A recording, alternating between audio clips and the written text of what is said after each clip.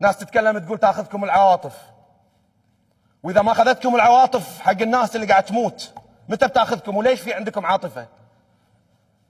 لا تتكلمون من ناحيه العاطفه وتنجرفون.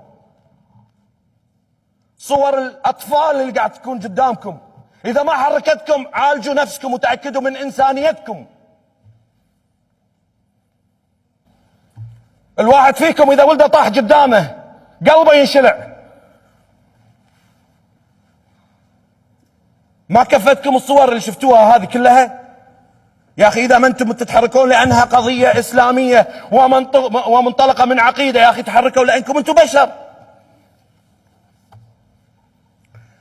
الازدواجيه تكون بان الكويت تدين الكيان الصهيوني، ولكن لا تستطيع ان تقول كلمه اذا صار الموضوع يتعلق في علاقاتها. عيل ليش قاعد تدينون كل العالم وتطلبون من كل العالم في كل خطوه بان يقطعون علاقاتهم مع غيرهم؟ هم الناس عندها علاقات، حتى الدول المطبعه عندها علاقات وتخاف على علاقاتها. بفلوسكم الناس تموت، ومع ذلك ما طالبنا بشيء كبير. حقنا في الدوله ان نمارسه. قلتوا دولة الكويت صغيره، طول عمرها الكويت دوله صغيره في الحجم، لكن كنا كبار لان ناخذ مواقف كبيره. استصغروا نفسكم اكثر راح تستصغرون حجما وموقفا.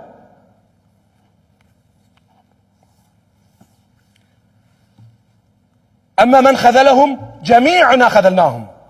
اولا العربي الصهيوني اللي مغروس فينا ويلبس نفس لبسنا ومفروض علينا مسلم، ويستغل هذه القضيه اليوم ليتشفى بالمقاومه.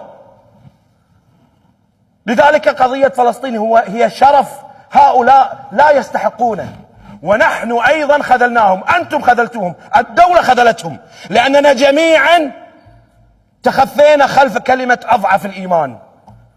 لان هذا الاضعف، ندعي لهم هذا اضعف الايمان، نعطيهم فلوس لان هذا اضعف الايمان. لا والله، نحن ما نستغل ضعف الايمان للهروب بالمناصره الحقه.